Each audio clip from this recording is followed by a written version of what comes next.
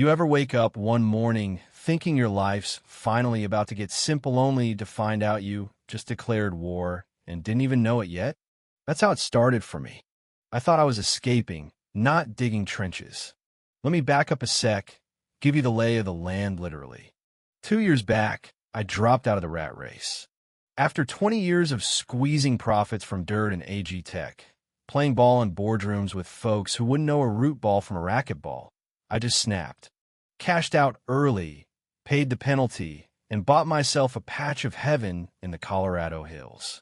12 rough, beautiful acres and a house that leaned a little to the left like it was tired of standing. No neighbors, just wind, grass, and space to breathe. I promised myself, no more committees, no more spreadsheets, and above all, no HOAs. Yeah, you know where this is going. The land was a mess, overgrown, wild, perfect. House barely standing. But the bones are good. I spent that first winter learning the rhythm of the land where the frost lingered, where the deer wandered, where the sun hit longest come spring. By March, I was out there, sleeves up, rebuilding irrigation and laying out neat rows of tomatoes, corn, basil you could smell from the porch, all of it fed by compost I'd been stewing since before I left the city. Even made a little wooden sign. Hana's Homestead, 2023. My way of planting a flag, I guess. And then the clipboard brigade arrived. You know the type, tall, pinched, lips pursed so tight you'd think a smile cost extra. Flanked by 2 men in matching khakis, must be some secret HOA uniform. They walked up like they owned the sky. Afternoon, I called, not stopping my watering. The woman didn't bother with pleasantries, just aimed her clipboard like a warrant. What exactly is going on here? I gave her my best "are you serious" look. Growing food on my land. She steamrolled right on. This activity hasn't been authorized by the Clear Valley Heights Homeowners Association. I could have laughed. Not in your HOA. Never have been. Never will be. She blinked like I'd told her water wasn't wet. According to our community visibility guidelines, all large-scale land modifications must be approved through the Aesthetics Committee. That includes agricultural activity visible from any public or communal roads. I almost spit out my coffee. Lady, you're 1.5 miles from your nearest communal road. That didn't faze her. Our jurisdiction includes extended visual corridors and environmental impact radiuses. God save me from people who invent words just to say no. She whipped out some laminated pamphlet, waving it like the 10 Commandments. I barely looked. Clip art trees, diagrams that looked more like prison blueprints. I kept it calm. This land's been its own since '77. Never annexed, never will be. Here's the map. Here's the deed. She didn't care. We've received complaints. Your property creates a visual discontinuity. That was a new one visual discontinuity. I'm growing tomatoes, not building a uranium mine. I shot back. Her smile was like a wire about to snap. You can't just build whatever you want and expect there to be no consequences. Oh, I expect consequences. Just not from you. They stomped off, leaving little clouds of entitlement in their wake. I kept watering. That's the thing about land when it's yours, it listens only to you. But they weren't done. Next came the letter plain envelope, all caps, return address HOA.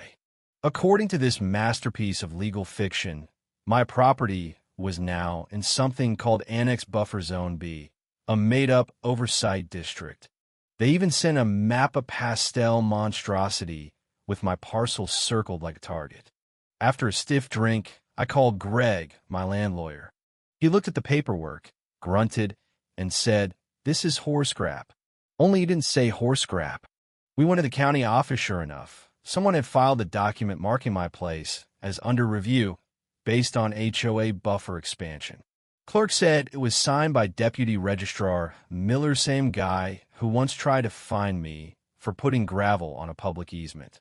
I left with copies of every document and steam practically peeling off my boots. Greg scanned everything, muttering, "No hearing, no notifications, just slipped it through. They're counting on you not fighting back. They picked the wrong dirt farmer." We dug through every zoning map. We could find nothing, nada, not a single legitimate mention of my place in their HOA. One memo even said my land was too complex to annex wrong utilities, no infrastructure. They'd avoided me before. But now, suddenly I was a problem. We filed challenges, demanded hearings, put in for injunctions, and I started printing everything, stacking files higher than my porch steps. But the games got dirtier. A Prius crept up my drive, one morning two folks in eco-compliance vests, waving badges I swear they'd made at Kinko's. We're conducting a precautionary soil inspection after a complaint. From who? I asked. Not authorized to say. EPA. No, who's that? No, so you're just volunteers in vests on private land? I told them they had 5 seconds to get off my property, or I'd fertilize their shoes. They took the hint. That night, a new letter this one taped to my gate with duct tape and spite from the state, claiming my farming was endangering the watershed. They wanted logs, samples, the works. I called him my old friend Craig, certified agronomist, and king of the backhanded favor-owed me from the time I helped hide his boat from the IRS. We tested everything, every patch, every pile. Results came back cleaner than church kitchen. Then it got ugly. Cameras caught 3 figures, all black clothes, one with a jug, one with a knife cutting my irrigation and pouring chemicals. Herbicide banned stuff, scorched the soil dead. I called the sheriff, came, took one look at the footage and said, "You piss off a cartel?" Worse, I said, an HOA. Neighbor Dale, a Vietnam vet with a nose for trouble and a grill for every occasion, called me next day. They're holding an emergency meeting down in the Valley. Whole agendas about harmonizing local properties. Translation, let's push him out. Dale went, took notes, came back furious. They're after your land, Mansom developer in the mix, talking about access corridors and property value. I didn't have to wait long. A guy in a blazer and HOA pin came up the drive with an offer insulting lowball for the whole parcel. I laughed. You're missing a zero. He called it an exit opportunity. I called it trespassing. And then the muscle showed up. 2 men, not realtors, looked more like background extras from a low-rent mob movie. There's a lot of eyes on you, one said. We just want a peaceful path forward. Sell the land. Start fresh somewhere else. I pointed at my gate. That's your peaceful path forward. I doubled my cameras, called Greg, documented everything. But I wasn't just playing defense anymore. Greg found a real twist, traced the fake buffer zone back to a Horizon resort project. Turns out Horizon had been quietly buying up land for a resort-me place stood right in the way of their only flat corridor to the highway. All those complaints, all the phony inspections, just pressure coordinated by a shadow developer using the HOA as cover. That was the twist. It was never about tomatoes. It was about access, money, power. So I fought fire with sunlight. Posted the footage, posted the fake maps, called in a journalist or two. The story hit local news. David versus Goliath. Only this time Goliath wore a golf shirt and drove a Range Rover. Horizon got expo seed mails leaked, payments traced. County sheriff opened an investigation. The county voided the buffer zone. The HOA board imploded, members resigned. Bank accounts frozen. Clubhouse boarded up. Karen, clipboard queen herself, tried to spin the narrative, claimed she was the real victim. No one bought it. And just when it seemed like things might settle, the real hammer dropped. The feds charged Karen with fraud, conspiracy, and sabotage. The Horizon execs got slapped with ethics violations and a fat fine. I got my land back, my soil healed, my dignity intact. Horizon lost millions. The HOA collapsed, and people from 3 counties overshowed up at my first freedom to grow. Harvest fair neighbors, helping neighbors keep the vultures at bay. So here's the lesson, if you're still with me. Not everything needs to be paved over or ruled by people with clipboards and delusions of grandeur. Sometimes the roots run deeper than greed. Sometimes the little guy wins not with lawyers or headlines, but by refusing to sell out what matters: the land, the memory, the fight.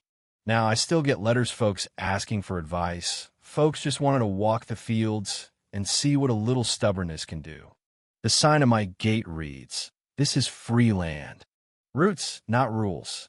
Some nights I sit under it, beer in hand, boots muddy, and watch the sun slip down behind the ridge. And if any more Karens come looking for a fight, well, they'll know whose land they're on. So let me ask you, where do you draw the line? What would you fight for, no matter how hard they pushed? Drop your wildest HOA or land grab story in the comments, and let's see whose roots go deepest. If you ever felt steamrolled by people in power suits, well, you're not alone. Tell me about it below.